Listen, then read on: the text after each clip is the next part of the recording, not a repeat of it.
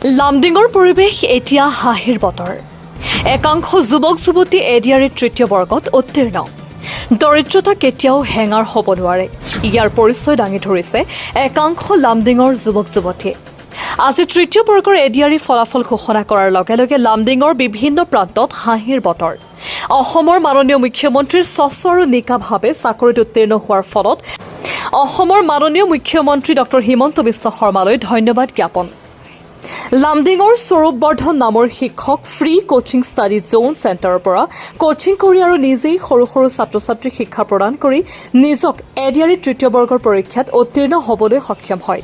মই ওর দিদি হও, মোর বোন ঠিক, মোর মা দেউতা নাই, বহুত আগতে গুচি গৈছে, মৰি গৈছে আৰ কি। তো সৰুৰ পৰা মোৰ লগতে আছে, তো বহুত কষ্ট কৰি পঢ়িছে, তাই টিউচনিও কৰিছে, বহুত কষ্ট কৰিছে। আজি তার সফলতার কারণে বহুত খুশি। আমার বোন আজকে যে উত্তীর্ণ হয়েছে, মুখ্যমন্ত্রীকে অসংখ্য অসংখ্য ধন্যবাদ। ওনার জন্যই আজকে আমরা অনেক খুশি পেয়েছি, আনন্দ পেয়েছি। আমাদের মা বাবা নেই, ও অনেক কষ্ট করেছে, আমরাও চাই ও ভালোভাবে থাকুক। নমস্কাৰ, মোৰ নাম সুনয়না পাল হয়, মই লামডিঙত থাকোঁ। আজি মোৰ এডিআৰই 2.0 ৰিজাল্ট ওলাইছে আৰু মই HSত গ্ৰেড 3 HSO কেটাগৰীত জব পাইছোঁ। থেংক ইউ ক'ব বিচাৰিছোঁ মুখ্যমন্ত্ৰী মহোদয়ক, তেওঁৰ কাৰণে মেৰিট মেছেজত পূৰা মানে যিবিলাকে একচুৱেলিতে পাব লাগে জব, সেইলোকেই পাইছে জব। থেংক ইউ ক'ব বিচাৰিছোঁ তেওঁক। মই ছেল্ফ ষ্টাডি কৰিছোঁ ফাৰ্ষ্টতে, দেন ইউটিউব এইবিলাকতো আছেই, আৰু যেই ব্যক্তিৰ নাম মই নল'লে নহ'ব, মোৰ টিচাৰ স্বৰূপ বৰ্ধন ছাৰ। তেওঁ মানে ফ্ৰী কোচিং, সকলোকে জানে লামডিঙৰ ফ্ৰী কোচিং দি থাকে। তেওঁত মই জইন কৰিছিলোঁ 1 বছৰৰ বাবে, আৰু মানে তেওঁৰ কাৰণেই মই ভাবোঁ যে মই জবটো পাবৰ কাৰণে সক্ষম হৈছোঁ। মোৰ দেউতাৰ দোকান আছে ক্ৰচিং গেট বাজাৰত। নামটো কি ক'লা? সুনয়না পাল। আমি আমার অসমের মুখ্যমন্ত্রী হিমন্ত বিশ্ব শর্মা মহোদয়কে ধন্যবাদ জ্ঞাপন করছি যে এত সুন্দর একটা সুযোগ করে দেওয়ার জন্য, এত সুন্দরভাবে পরীক্ষাটা নেওয়ার জন্য আর কি। আর আমি খুবই খুশি, আমার মা বাবার মুখে হাসি আনতে পেরেছি। 2022 থেকে আমি এই দিনটার অপেক্ষা করছিলাম, যেদিন থেকে আমি অ্যাপ্লাই করেছি তখন থেকেই ভালো মতন চেষ্টা করেছি পড়াশোনা সময় দেওয়ার।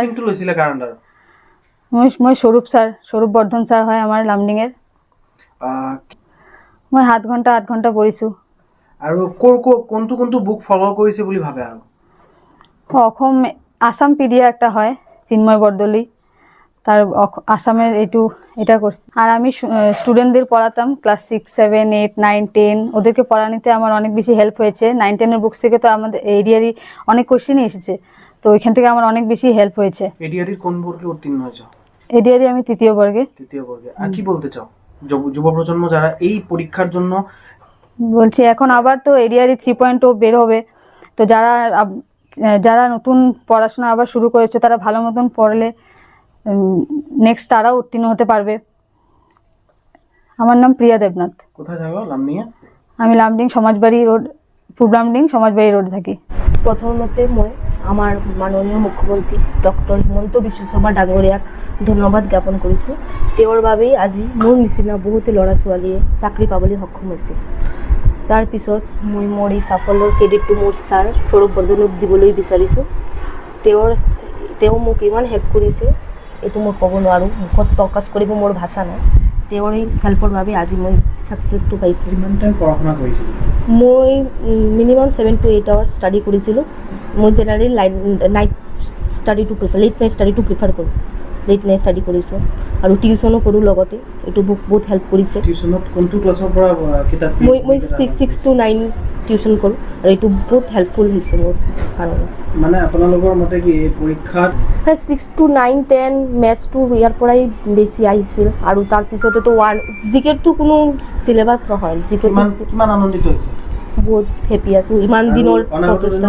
যুৱ প্ৰজন্মক কি মেছেজ দিবলৈ বিচাৰিছে? এইটোৱেই ক'ব বিচাৰিছোঁ যে চেষ্টা কৰি যাওক, ছাকচেছ হ'বই। কনচিষ্টেঞ্চি। মাননীয় মুখ্যমন্ত্ৰী সকলৰ প্ৰিয় মামা বুলি কয়, তেখেতক কি ক'বলৈ বিচাৰিছে?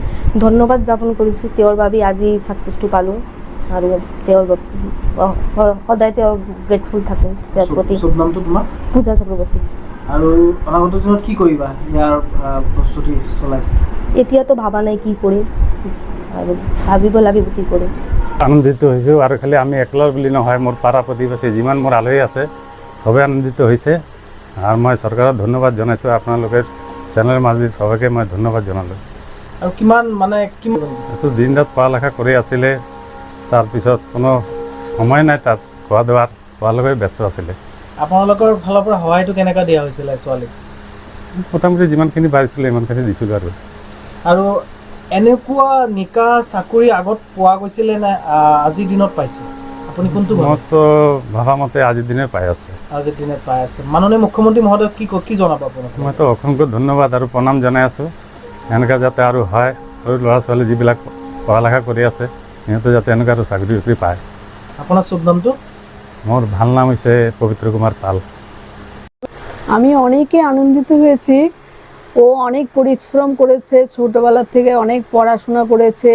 সব দিন রাত ওর একটা এম ছিল যে আমি পড়াশোনা করে একটা জব নেবই। এখন আসাম সরকার আমাদের হেমন্ত মহাদেব উনি আমাদের অনেক উপকার করেছেন, এই চাকরিগুলো দিয়ে আমাদের অনেক উপকৃত হয়েছি এবং অনেক আনন্দিত হয়েছি। আর কি বলতে চান যুব প্রজন্ম? সবাই যাতে ভালোভাবে ওরা পড়াশোনা করে মন দিয়ে, যে আমাদের জীবনে দাঁড়াতে হবে, আমাদের নিজের পায়ে নিজে দাঁড়াতে হবে, যাতে গার্জিয়ানরাও ওদের খেয়াল নিতে লাগবে এখনকার বাচ্চাদের। আবার বাচ্চারাও একটা মনে প্রতিজ্ঞা করতে হবে যে আমি পড়াশোনা করে নিজের পায়ে নিজে দাঁড়াবো এবং আসামে থাকে আমরা, আসামেরও উজ্জ্বল হবে, ভবিষ্যতে উজ্জ্বল হবে। সবাই যাতে পড়াশোনা করলে দেশের উন্নতি হবে, এই বলতে চাই। অক্টোবৰ দিনা ৰাতিপুৱা 10:30 বজাত আমাৰ ৰিজাল্টটো দিছে এডিআই তৃতীয় বৰ্গৰ, এডিআই 2.0। তাত মই বেচেলাৰ্ছ ডিগ্ৰী উইথ কম্পিউটাৰ পদত মানে পাবলৈ সক্ষম হৈছোঁ। সেইটো লৈ মই মোৰ পৰিয়ালৰ চবে তেওঁলোকে বহুত হেপী, মোক লৈ বহুত প্ৰাউড ফিল কৰিছে। আৰু 2 বছৰ ধৰি যুঁজি আছিলোঁ এই এডিআইৰ কাৰণে। আজি মানে বহুত ভাল লাগিছে, বহুত খুচি মই পাবলৈ সক্ষম হৈছোঁ।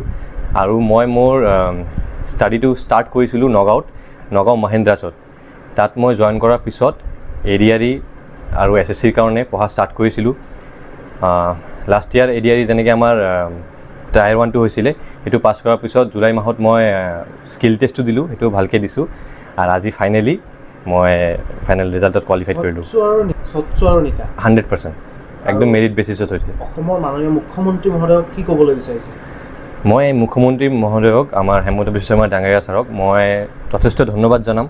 কাৰণ আগতে তেনেকুৱা শুনি পোৱা নাই যে মেৰিট বেচিছত, বা মই সৰু থাকোঁতে কেতিয়াও শুনা নাই যে এনেকৈ এক্সাম, এনেকুৱা এটা মানে ৰেভলিউশ্যন টাইপ তেওঁ যেনেকৈ আনিছে। এইটো ফাৰ্ষ্ট টাইম এডিআৰই 1। মই তেতিয়া ইমান এক্টিভ নাছিলোঁ। দেখিছোঁ মোৰ ফ্ৰেণ্ডছবোৰে বহুতে পাইছে। সেইটো পোৱাৰ পিছত ময়ো মটিভেশ্যন পালোঁ যে নাই, যদি ভালকৈ পঢ়োঁ ময়ো এটা চাকৰি পাব পাৰি। তাৰপিছত মই ভালকৈ পঢ়িলোঁ, একদম 100% মেৰিট বেচিছত হৈছে। মই যিমান মোৰ টায়াৰ 1ৰ মাৰ্কছ আছিলে, তাৰপিছত স্কিল টেষ্টটো ভালকৈ দিলোঁ। মই চিয়'ৰ আছিলোঁ হ'ম বুলি।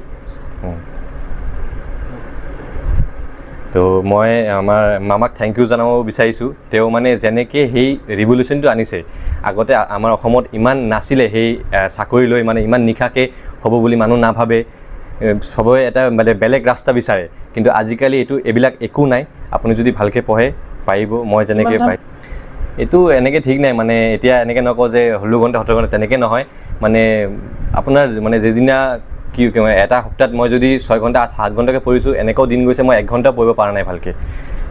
কেইদিন মই 7 ঘণ্টা 8 ঘণ্টা পঢ়িছোঁ। তো জাষ্ট কণ্টিনিউ কৰি গৈ থাকিলে হ'ল, গিভ আপটো নকৰিলেই হ'ল। আৰু কি ক'বা যুৱ প্ৰজন্মৰ ক্ষেত্ৰত? মই মোৰ জুনিয়ৰ যিবিলাক আছে, মোৰ ছিনিয়ৰ সিহঁতে লাগি আছে এডিআৰই 3.0 আহিব বুলি শুনিছোঁ। মই সকলোকে এইটোৱে ক'ম যে একদম নিকাভাৱে আমাৰ এইটো প্ৰক্ৰিয়াটো চলি আছে। আপোনালোকে ভালকৈ পঢ়ক, মেইনলি মেথছ আৰু ৰিজনিংটোত ফ'কাছ কৰক, মেথছ, ৰিজনিং আৰু ইংলিছত। যদি ভালকৈ এই 3টা ছাবজেক্ট আপোনালোকে ভালকৈ পঢ়িব পাৰিছে, আপোনালোকে এক্সাম ক্লিয়াৰ হ'বই। আৰু ভালকৈ লাগি থাকক, আৰু বেলেগ একো চিন্তা কৰি লাভ নাই। তোমাৰ নামটো?